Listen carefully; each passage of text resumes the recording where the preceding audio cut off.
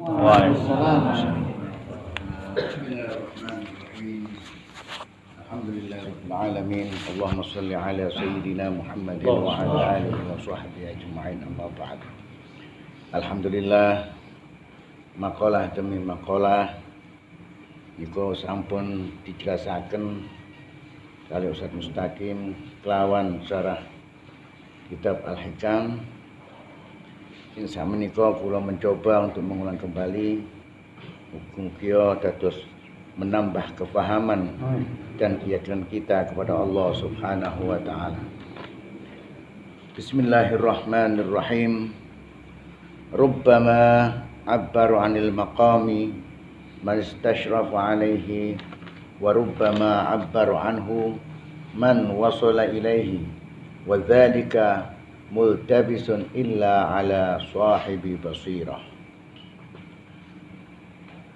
Ada kalanya orang yang membicarakan atau menerangkan tentang satu makom tingkat kewalian itu seorang yang ingin sampai kepadanya dan baru mengintai.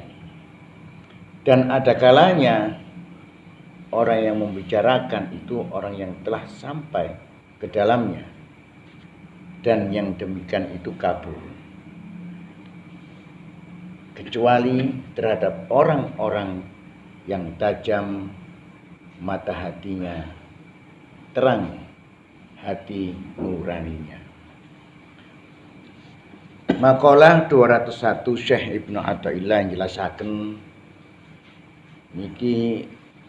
Syekh Ibnu Athaillah membagi 3 golongan atau 3 orang sing menika saged nerangaken masalah satu makom tingkat-tingkatan kewalian.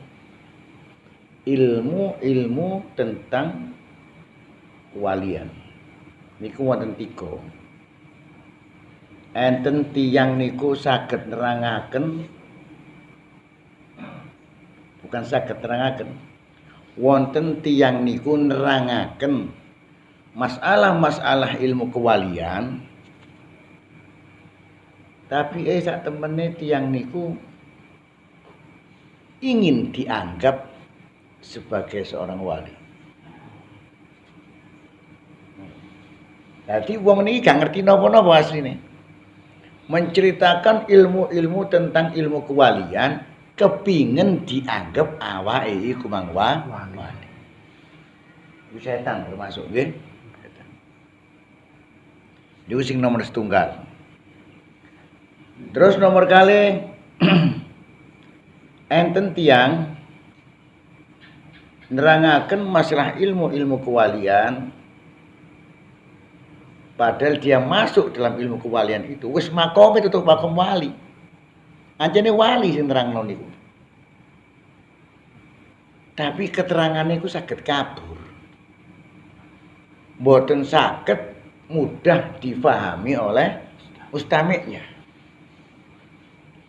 Padahal wis wali, wong makomi yo makom wali, wis mlebu. Tapi keterangannya itu kabur, gak gampang difahami ambek mustamik. Sing nomor 3. Sing nomor 3 nggih menika wong saged nerangaken membicarakan masalah ilmu-ilmu kewalian niku saged difahami oleh mustamiknya dan cara menerangkannya enak diterimanya.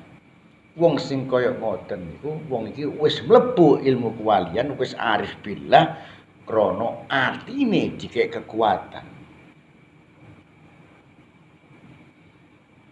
Mata hatinya bersinar dan sinarnya itu sampai menyinari pada akalnya. Iku wong sing sampur. Dasose ingkang pertama, ana wong mencoba ingin menerangkan kewalian, ilmu-ilmu kewalian, padahal dhek iki gak iso apa-apa. Sik salik-salik ae sik gak iso ngempet hawa nafsu. Tapi nyeritakno ilmu-ilmu kewalian. Krana kepingin dianggap awake wae. Tadi dudu asli iso ngerti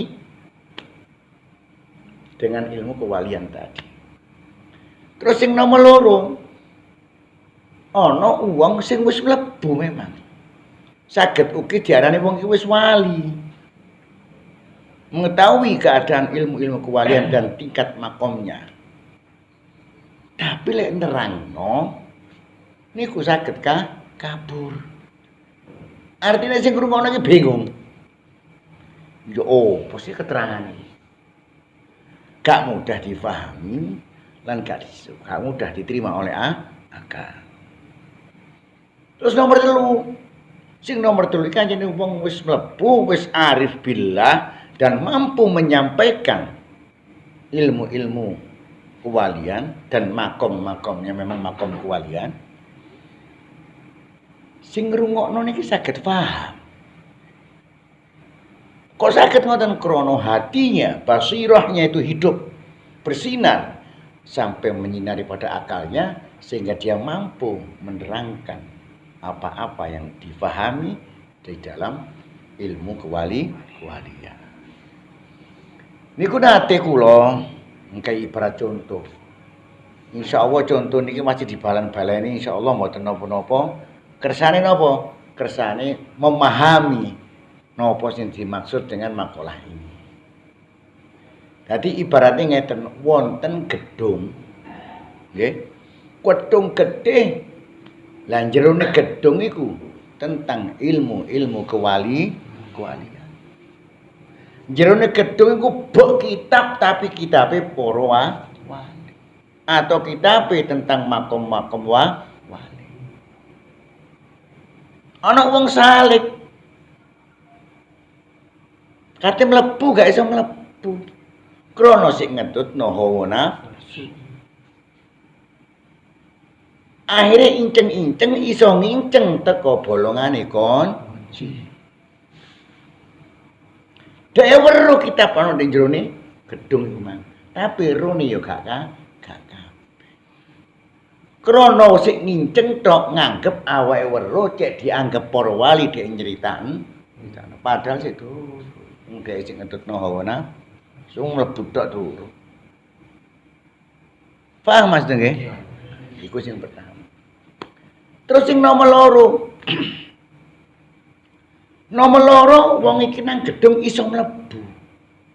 Krana duwe kuncine, ancene makome wis makom mlebu. Mlebu nang jero. Lah nek jero kudang iku bok kamar. Ana kamar iki ana kitab kelire kuning. Sing kamar sebelah kene ana kitab kelire biru. Sing kamar sebelah kene iku ana kitab kelire ijo. Macem-macem kitab. Lan ana ngen kamar iku jumlahe kitab iki yo ero. Jumlahe sakmene. Kamar iki sakmene. Kamar iki sakmene. Ero. Tapi isine kitab iku gak ero. Isine sing gak ero. Ero kitab tok. Jerone gak ero. Lah wong sing wis mlebu kaya ngono. Wis ero ana jerone gudang bek kamare. Setiap kamar banyak kitab-kitabnya dengan warna ini dan sebagainya. Tapi isine gak ero. Lek nerangno wong sing kaya ngene, Mas ya wis mlebu, Mas ya wis weruh, bakal keterangane kabur. Bingung. Soale isine iku manggar. Lati ngucapno iki gak iso. Aku ro nang jero gudang mang ngkone ana kitab kelir iki. Ero aku. Sing kono ijo, kono kuning, kono putih. Tapi dikon nerangno krana gak weruh isine dadi paham Mas Tri? Atau sakit ugi diwarang itu. Waktu dia mlebet nang jero, roh kitab iki klire kuning dibuka. Dibuka. Buka sing ijo, yo buka sing putih, yo buka sing kuning. Tapi gak kuat akal pikire lan atine nyongko atau nyimpen ilmu iku mang. Artine gak apal. Ngono. Iki cara logika mawon cek sadar, cek gampang. Gak apal, gak kuat, akale gak kuat. Akhirnya bareng metu teko gudang nyoba menerangkan. Wong dhek iku mang ngiling-ngiling gak eling. Lali apa sing dibaca nang jero mang gak kuat akale nyimpen. Bingung gak nerangno. Mali kabur keterangan. Iku sing nomor loro. Lek sing nomor telu, wong iki ya iso mlebu nang jero gudang pole ana kuncine. Weruh ngen kamar ana kitab-kitab kabeh, sing kuning, sing ijo, sing putih. Jumlah kitabe weruh ya dibuka kabeh kitab itu. Tapi sekali dia membaca kitab itu apal. Maca mlebu kamar kene kitab sing kuning apal, sing ijo apal, sing putih apal. Ketika orang ini menerangkan kepada mustamiknya, mudah didengar dan difaham. Paham maksudnya? Itulah tingkatan orang-orang yang menerangkan ilmu makom kewalian itu kayak ngoten niku. Kadang-kadang ngintip tok ngene lho. Wah, wis nerangno. Lek wong sing kaya ngono padha ngintip tok salik iki, salik ya. Sing ngintip tok terus nerangno. Iku sak tempene kepingin dianggap awake dadi wali. Karena apa? Wong sing nguasai nafsune sik gak iso. Karena perjalanan seorang wali, seorang arif billah, iku dia harus mampu mengendalikan hawa nafsu. Duduk dikendalikan ambek hawa nafsu. Lah lek kula sampean iki duduk mengendalikan hawa nafsu. Tapi kula sampean iki dikendalikan ambek hawa. Paham Mas Ne? Lah lek kaya ngono ilmu nerangno ilmu kewali-kewalian wah, berarti wong kepengin dianggap wah. Terus ana wong sing wis mlebu. Wis seru jerone paham. Tapi kemampuan akal, kemampuan hatinya tidak mampu untuk menyimpan, memahami, menyimpan ilmu-ilmu kewalian itu. Bareng metu nyoba ingin menerangkan jenenge kumang akali kumang lali yang apa yang ia baca, maka otomatis keterangannya itu gak bisa sempurna, membuat kita kabur. Artinya mustamiknya, pendengarnya saged boten paham, malah tambah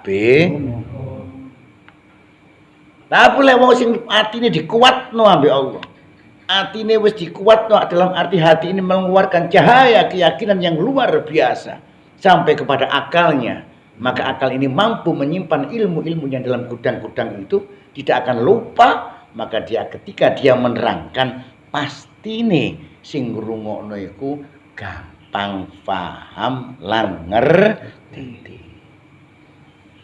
Maka kemudian makalah selanjutnya, la yang bagi lisaliki ay yu'abbiru an waridatihi fa inna zalika yuqillu amalaha fi qalbihi wa yamna'u wujudas sidqi ma'a rabbih. Tidak layak bagi seorang salik yang baru merangkak dalam jihad melawan hawa nafsu, membuka atau menerangkan apa yang telah didapat daripada karunia Allah. Sebab yang demikian itu akan mengurangi pengaruhnya ke dalam hatinya sendiri dan merusak atau menghalangi kesungguhannya terhadap Allah Subhanahu wa taala. Makalah 222 Syekh Ibnu Athaillah njelasaken. Monggone wong salik iku sik kait berangkat melawan hawa nafsu. Sik kait berangkat berarti bekal ae apa menangi? Bekal. Dilarang ambek Syekh Ibnu. Gak pantes kanggone wong salik sik kait wingi belajar ilmu jero basahe. Belajar ngempet hawa nafsu. Mari ngono mencoba menerangkan apa-apa yang ia dapat daripada karunia Allah. Sekait melaku orang langkah telu langkah ero dikai karunia ilmu ambil Allah. Yang mana ilmu itu sebenarnya untuk dirinya dan membimbing dirinya sendiri. Oh, misalnya contoh. Tibane hawa nafsu iku ngene. Dikai paham sampean. Oh, carane merangi hawa nafsu iku ngene. liwati nafsu iku teko kene, masalahnya ini. Ero sampean dikek paham. Dadi wong saleh sik wingi wis dikek karunia ambek Allah karena sampean benar-benar mengerjakan ingin mengendalikan hawa nafsu dikek paham. Mari ngono sampean critakno. Dari siapa nanti gak pantas awak menceritakan bahaya. Karena ilmu itu sedikit nanti pengaruhnya pada dirimu. Pengaruhnya nang awake dhewe ku mati. Seharusnya ilmu itu disimpan rapi. Yang mana pengaruh ilmu itu masih melekat di dalam hati. Lewat ilmu kedetokno pengaruhnya ku mati. Artinya apa? Tidak mampu dia akan melakukan walaupun dia akan sudah mendapatkan ilmu. Nanti misalnya kayak kula sampean iki angsal ilmu karunia dari Allah. Ilmu tentang untuk menahan hawa nafsu. Ilmu dikaya ngerti, nafsu iki tibane begini, sifatnya nafsu iku tibane ngene. Langkai nafsu iku tibane koyo ngene. Berarti aku iso nyegah lek aku liwat kene. Aku iso nyegah aku lah ini ilmu, termasuk itu ilmu pemahaman. Lho iku aja diceritakno. Karena ilmu itu nanti kurang pengaruhnya pada diri sendiri.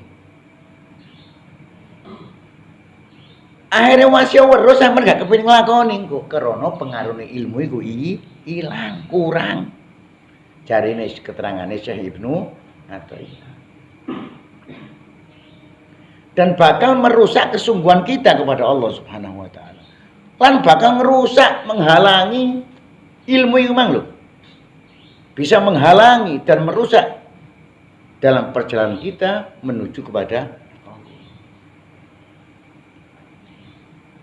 Tambang hubui.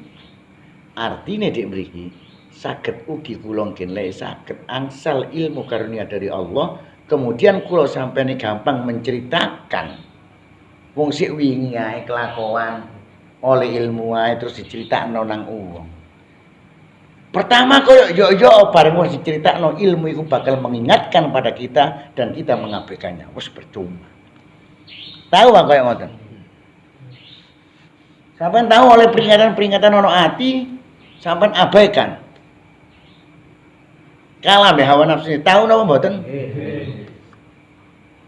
Ya koyo ngono iku. Kalau yang seperti itu berarti ilmu itu akan menjadi penghalang kita dalam menuju kepada Allah. Karena pengaruhnya wis entek oleh entek digawe cerita nang ngene wong padahal iku kanggone awake dhewe. Lah itu berhubungan dengan apa? Dengan satu ayat yang mengatakan am taqulu mala taf'alun. Kabura maqtan indallah. Jadi Allah itu sangat marah.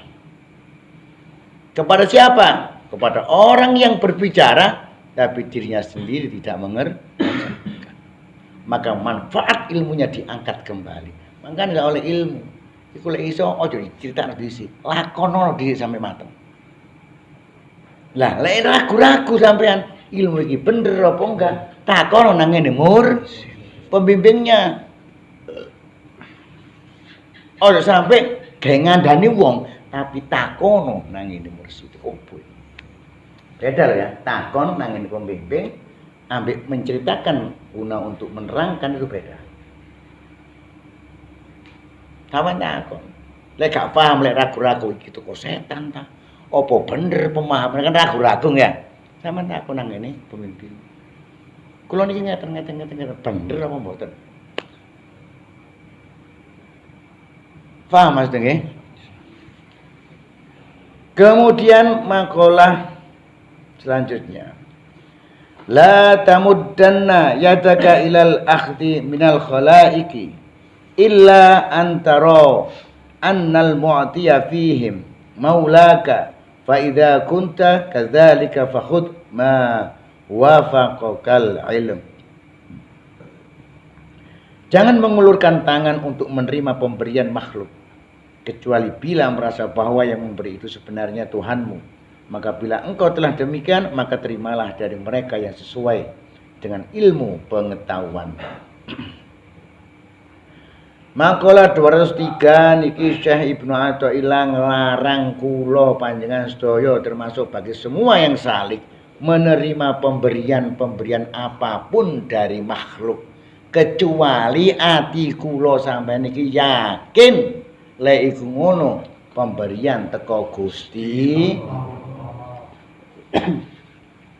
Iki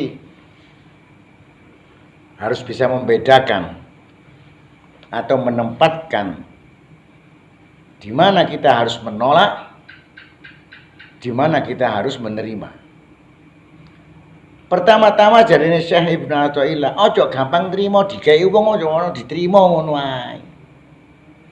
Lek atimu sik durung yakin bahwa semua ini datangnya dari Allah, ojo kon trimo. Lek kon trimo jarine Syekh Ibnu Athaillah, itu bakal merusak hatimu, merusak keyakinanmu dan akan membebani dirimu sendiri. Ini sama ini. Lek kula sampean oleh pemberian, napa mawon bentuk pemberian? Napa mah? Lek kula sampean nrimo tok gak yakin lek pemberian niku Gusti Allah, ron teko makhluk iki mang. Moko pertama iki dalam hukum hakikat nih. Kula sampeyan ini termasuk dalam golongan orang-orang yang syirik. Karena meyakini selain Allah bisa memberikan rezeki. Aduh. Yang kedua, akan membawa kerugian pada keyakinan kita kepada Allah Subhanahu wa taala. Rugi apa enggak lek syirik? Rugi. Yang ketiga, akan membebani perasaan jiwa kita ketika kita menerima pemberian itu bila kita tidak melihat dan meyakini bahwa pemberian itu datangnya dari Allah. Dadi beban sing kaya apa? Kok ana wong dikei apa-apa ambek wong gak sungkan ambek sing dikei. Enten apa mboten jenengan? Sungkan apa mboten? Sungkan. Kae ati. Dikei iku gae terbeban hati. Terbebannya hati itu sama dengan memenjarakan jiwa kita. Jiwa ini padha di penjara lewat iku terbeban jiwanya. Lewat di penjara kira-kira iso rono rene gak enak. Rene gak enak. Rono gak enak. Oh jenenge ana ning jerone penjara. Maka terimalah pemberian-pemberian itu dengan pandangan keyakinan ati. Ati ini sing yakin bahwa pemberian ini datangnya dari terus mari ngono. Lek wis duwe keyakinan kaya ngono, apa gak terima kasih ambek ngekei makhluk iki. Tetep harus terima kasih. Iku syariate dilakoni. Syariate wong sing ngenterno. Hakikate Allah iku sing ngekei. Ngoten nggih? Ati kanggone Gusti Allah, syariat kanggone makhluk menungso. Atine yakin lek teko Gusti Allah, syariate ucapno terima kasih nang ngene wong sing ngenterno rezeki teko Gusti. Maka ucapkanlah yang diajarkan oleh Rasulullah SAW, jazakallahu khairan katsira. Terima kasih. Mugi-mugi sampean oleh balasan teko Gusti Allah luwih apik mah. Paham maksudnya? Lek kula sampean melihat pada bentuk keyakinan kita, dalam hakikatnya kita meyakini bahwa pemberian itu datangnya dari Allah, maka kita menerima itu tidak ada beban satu. Ambek wong sing ngekeki iku mang lho bebas. Gak terpenjara perasaan kita. Dan kita bebas dari kesyirikan. Dan jauh dari kerugian. Paham maksudnya? Kemudian makalah selanjutnya, rubbama stahyal 'arifu ay yarfa'a hajatuhu ila maulahu liiktifaihi bi masyiatihi fa kaifa la yastahyi ay yarfa'aha ila khaliqatihi. Ada kalanya seorang arif itu malu meminta kebutuhannya kepada Allah Subhanahu wa taala sebagai Tuhannya dan Rabbul Alamin. karena merasa rela puas dengan kehendaknya, maka bagaimana tidak akan malu minta hajatnya kepada makhluknya. Nah, ini. Jadi wong arif niku terus Syekh Ibnu Athaillah dalam makalah 204 menyebutkan wong arif ngono isin kate njaluk apa-apa iku nang Gusti Allah tentang kebutuhannya. Yang dimaksud di sini kebutuhan keduniawian. Paham nggih? Masalah dunya wong arif jauh nang Gusti Allah isin. Misale njuk sugih, njuk dilancarno penggawean. Isin. Wong arif iku isin. Iki wong arif lho nggih. Wong sing wis tutuk nang Gusti. Apa kok isin? Soale wong arif iku wis legowo, atine wis ridho ambek ketetepane Gusti. Paham nggih? Atine iki wis legowo, wis nrimo ambek ketetepane Gusti Allah. Lha apa aku njaluk aku wis lega atiku kok. Aku wis seneng, wis ridho. Akhirnya ya wong arif iku mang isin kate njaluk nang Gusti. Kok iso atine legowo? Kok iso atine ridho? Krana wong arif iku bener-bener kenal nang Gusti. Lha Gusti Allah apa sing dadi ketetepane Gusti Allah? Apa sing dadi kehendak karepe Gusti Allah? Mesti apik kok ana sing Kok sakit ngoten? Sebab Gusti Allah gak duwe sifat Semua sifatnya itu adalah bagus, mulia dan sempurna. Apik tok sifatnya Allah ana sing elek napa mboten? Apik sedaya napa mboten? Sempurna napa mboten? Maka apa yang akan dilakukan Allah dengan kehendaknya pasti baik. Tak mungkin elek. Mesti apik. Iki dikai contoh gerambiangan mawon ya, contoh gerambiang. Kados kula sampean dadi wong salik. Pertama mencoba ingin melawan hawa nafsu. Dalam arti melawan itu ingin mengarahkan hawa nafsu kita ke hadirat Allah Subhanahu wa taala. Kepingin nundukno mengarahkan nafsu supaya tunduk nang Gusti. Wa iso-iso. Nafsu niki selalu melawan untuk menuju kepada Allah dengan perbuatan-perbuatannya. Apa perbuatan nafsu? Sombong, iri, dengki, hasud, fitnah, benci, riya, ujub. Yaiku perilaku-perilaku nafsu sing bakal nglawan aturane Gusti Allah, gak gelem tunduk nang Gusti. Lho sampeyan iki kerepotan nganti berseni kaya ngoten. Kate nundukno nafsu wong kerepotan. Mari ngono Gusti Allah berkehendak. Berkehendak napa? Berkehendak menetapkan sampean kula iki kei lara ambek Gusti. Dikai lara.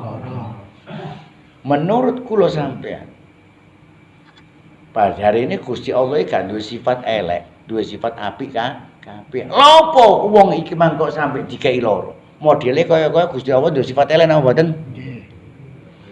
Kaya-kaya padahal mboten. Dengan orang yang diberikan sakit tadi akhirnya dia mampu mengendalikan hawa nafsu. Yang mana nafsu yang dulunya sombong saat itu karena dia sakit akhirnya gak iso sing biyen iku mang riya repote kaya ngono leng-lengno riya dikae lara ambek Gusti Allah gampang riyae dadi ilang. Lho Gusti Allah lek ngono sayang napa mboten? Apik napa mboten? Maka tidak ada kehendak Allah yang dilakukan dengan af'alullah, dengan perbuatannya, itu akan mengakibatkan pada keburukan. Mustahil, krono Gusti Allah melakukan hendaknya dengan perbuatannya itu dikarenakan dari sifat-sifatnya, yang mana semua sifatnya mulia dan baik, maka mustahil yang dilakukan itu paham ini? Nah, krono ngoten niku keyakinan wong arif, akhirnya gak gelem njaluk nang Gusti perkara gak gelem njaluk, yakin tok pisan nang Gusti Allah. Ketetepane Gusti Allah itu pasti apik kok. Kehendak Gusti Allah itu apik. Wis lega itu, gak mungkin elek. Ngoten. Gak mungkin elek, mustahil. Karena semua sifat Allah baik dan Lalu apa gak jaluk? Aku pasrah, aku yakin kok. Aku yang jaluk belum tentu akan membawa kebaikan bagi diri saya. Lek aku yang jaluk dituruti ambek Gusti Allah, belum tentu apa sing tak jaluk wong membawa kebaikan bagi diri saya. Soalnya kula niki gak weruh rahasia apa yang diminta oleh diri kita. Roh sampean dijaluk kan, umpama nun 1000. Sampean jaluk nang Allah misalnya njaluk sugih. Oke lah, dikai ya Allah Subhanahu wa taala sugih. Sampean roh rahasia sugih di balik ini ada bahaya. Roh napa mboten? Tapi lek Gusti Allah nakdirno kula sampean sugih, wis berkehendak kula sampean takdirno sugih. Gusti Allah roh gak akibate lek bakal ana apa-apa. Semrap napa mboten? Maka berserah dirilah dengan apa yang menjadi kehendak dan ketetapan Allah. Karena Allah pasti tahu apa yang cocok, yang kuat, yang cukup untuk kita. Paham maksudnya? Makanya ojo dijaluk, iku kanggone wong arif. Lah nek njaluk ya napa mboten napa-napa. Wong kula sampean itu wong arif. Umpama gak jaluk gak kuat yang ngempete dodoi, iya. Apa maneh sampe ana omongan iki? Wong dijaluk gak dikekno. Apa maneh gak dijaluk? Soalnya kenapa? Ucapan-ucapan itu sebenarnya menunjukkan bahwa hatinya itu tidak puas dengan apa yang menjadi ketetapan Allah Subhanahu. Ya. Maka kadang kalanya orang-orang arif, ada kalanya tidak semuanya. Wong arif itu sangat sayang terhadap kaum muslimin dan mukminin. Wong sing kenal nang Gusti Allah, nemen sayang nang padha Islami. Tiap hari kita memintakan ampun untuk umat Islam sedunia, untuk orang-orang beriman sedunia. Dijalukno sepuro, dijalukno sehat, dijalukno gampang, dijalukno jalan keluar yang mudah ketika dia mendapatkan kesulitan. Iku dongane wong arif, sangat cinta dan sayang kepada sesama muslim dan makanya ana wirid astaghfirullah lil mu'minina wal mu'minat. Ya Allah sampeyan sepuro wong mukmin lanang ya mukmin wedok. Allahumma sallimna wal muslimin. Ya Allah sampeyan slametno kula, ya sampeyan slametno wong Islam. Iku doanya orang-orang arif. Wong sing tutuk atine gak nguripi kanggo awake dhewe, iku dijaluk bendina. Gak sungkan nek njaluk iku. Krana njaluk sing kaya ngono iku termasuk perintah Allah satu. Yang kedua, dia akan mendapatkan pahala berlimpah dari Allah Subhanahu wa taala. Lek sing ngono ya gak kadang-kadang anjene penggawean.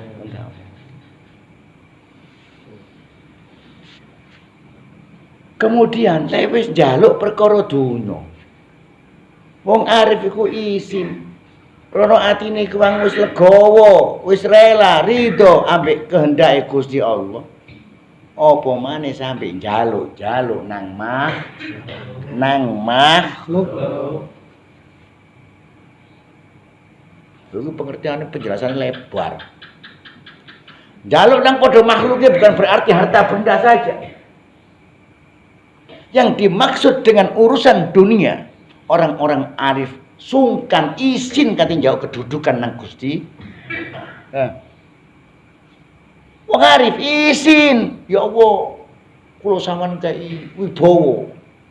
Kula sampean kei derajat ya wong-wong aduh, izin. Karena dia mengenal siapa dirinya. Berhakkah dia?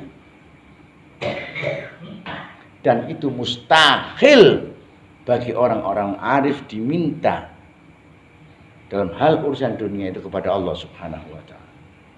Gak kelem wong arif jangan ngono iku. Malah saiki iku bertambah. Ana kiai, ana ustaz, ana Gus sapa ya wis karo. Engke iki lho wiriten. Kiai kon iki berwibawa. Ana apa mboten? Ana apa mboten? Empel. Anjene duduk golongane wong Wong arif minta sama Allah agar dia diberikan kedudukan di dunia, izin. Minta derajat di dunia, izin. Minta derajat apapun dirinya, izin. Karena dia mengenal dirinya. Siapakah aku? Gak pantes. Apalagi sampai meminta kepada Rek hormatono. Kan bidangnya. Hormatono. Ayo walik. Ndelosor mlakune. Hormatono aku. Apalagi seperti itu mustahil dilakukan oleh orang-orang Wong njaluk nang Gusti Allah sing yo derajat ae izin. Derajat, martabat, wibawa ana ing donya iku jenenge donya napa mboten? Donya. Jelas. Harta wanita tak.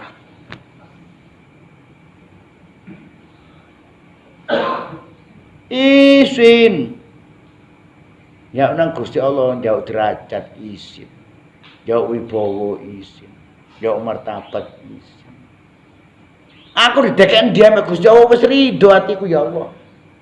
Andai kata orang-orang ini mencela aku itu karena kehendakmu, aku ridho ya Allah.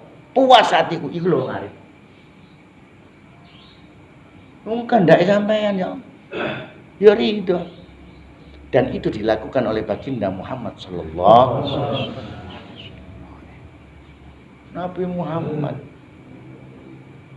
waktu ana Taif banyak orang-orang kafir Quraisy yang melempari Rasulullah sampai untune niki coplok loro. Bahkan dua malaikat datang dengan perintah Allah. Muhammad, tak gonongi. Tak biokno nang ngene wong-wong kok kurang ajar temu.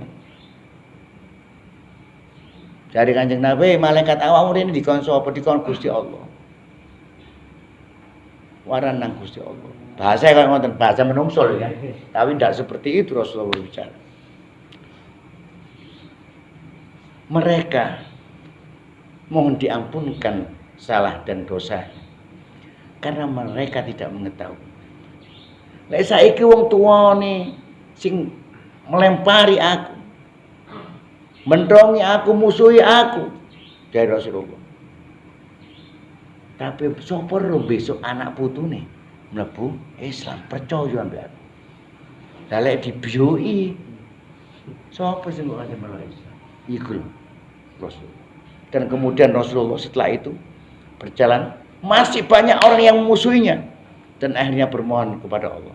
Ya Allah, aku rela mereka semua yang telah melempari aku sampai untukku coplok.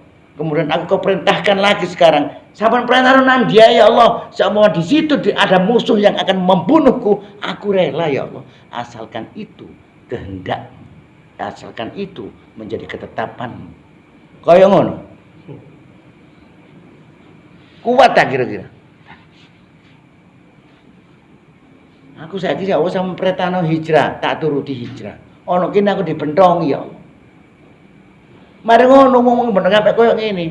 Sampeyan kate perintah aku nang di maneh? Kate hijrah ono maneh. Terus dek kono musuh-musuh yang akan membunuh dan melempari aku. Aku rela ya Allah. Asalkan engkau ridho kepadaku. Asalkan engkau atas semua ini kehendak. Si tingkatane nabi ndukure wong arif pisan ya.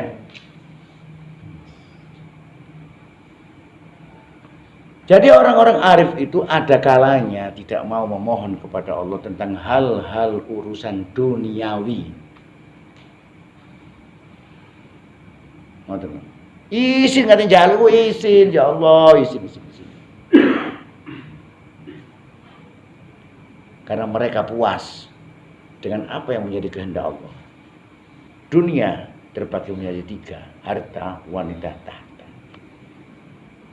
Kalau sing durung rabi aja sampeyan donga njonjo bojo aja lho ya. Wong arif isin ngono. Soale pilihane Gusti Allah pasti tetep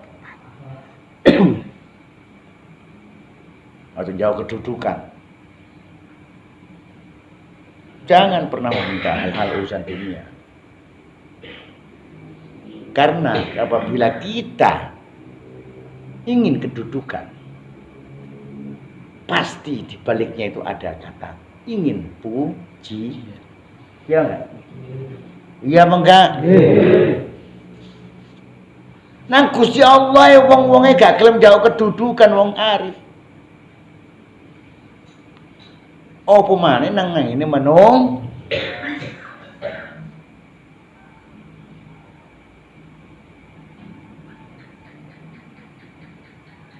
Dadose pengertian iki mengajarkan kepada kita mencoba sebagai seorang salik. Walaupun kita masih memohon kepada Allah tentang urusan dunia, itu tidak dikatakan salah, tetap benar.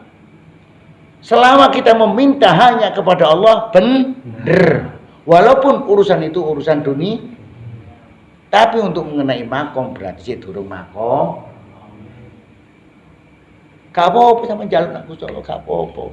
Panjenengan kula niki ya Allah sik durung makom arif billah. Gak njaluki gak lega ya Allah. Padahal semarin njaluk sik gak lega ae. Sampeyan nakoni ngono, panjenengan kula duduk wong arif. Gak apa-apa. Hukumnya tidak berdosa malah berpahala. Wong njaluk segala macam nang Gusti Allah, terutama hal-hal yang baik. Ojo njaluk hal sing buruk. Ya Allah, kula dongakno Mas Antok sampean kei dhuwit sak pintal habis liwat tukang ndukur blek ngapa ya semabut. Ojo ngono. Atau doa-doa sihir minta sama Allah sihir. Kalau Allah mengabulkan kita yang berdosa. Dan itu dilarang. Tapi kalau kita minta dalam hal urusan dunia, apapun itu yang tidak ada hukum haramnya menurut syariat baik dan benar, maka mohonlah kepada Allah. Gak apa-apa njaluk dhuwit sak ton, 2 ton, lugure saksakan gak apa-apa. Tapi ya ojo nglanggar.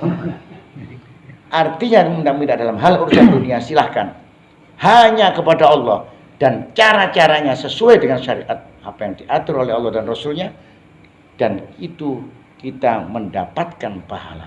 Wis njaluk nang Gusti Allah iku tambah oleh ganja. Tumon sampean ono ajaran-ajaran selain agama Islam mengajarkan seperti itu. Wis njaluk nang Gusti Allah. Umpama njaluk mang wis dituruti. Iku oleh ganjaran. Umpama gak dituruti, ya tetep oleh ganja. Enak napa mboten?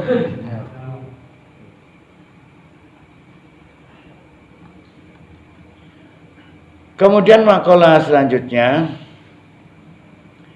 idzal tabasa 'alaika amrani fanzur asqalahuma 'alan nafsi fattabi'hu fa innahu la yathqulu 'alaiha illa ma kana haqqan. Jika kabur bagimu 2 hal, jika kamu bingung menghadapi 2 hal, maka perhatikan, lihatlah mana yang lebih berat terhadap hawa nafsumu, maka ikutlah, sebab tidak akan terasa berat terhadap hawa nafsu kecuali yang hak, artinya yang benar. Makalah 205 Syahidun Athaillah jelasaken kanggone wong sali-sali kaya kula sampeyan iki. Tengah wengi wis tangi. Wis ta? Ada bisikan dalam hati kebaikan melakukan sholat tahajud. Waduh nek tepak iki sing nutu sembahyang tahajud. Kemudian ada bisikan lagi di sini, kongkon wiritan atau zikiran. Sampeyan bingung apa gak? Aku iki zikiran ta? Apa subang tahajud ngoten ya? Sampeyan pilih. Nafsu iki sing paling abot nglakoni apa? Lek nglakoni sembayang sing abot, maka terak lakonono sembayang. Paham maksudnya? Lek nafsu memang abot nglakoni zikir, maka lakukanlah zikir itu. Pokoknya melawan hawa nafsu. Paham maksudnya? Itulah sedikit tambahan penjelasan dan keterangan dari makalah 201 sampai 205. Mudah-mudahan membawa kita pada kefahaman dan kemanfaatan di dunia wal akhirah. Akhiran, assalamualaikum warahmatullahi wabarakatuh. Waalaikumsalam warahmatullahi wabarakatuh.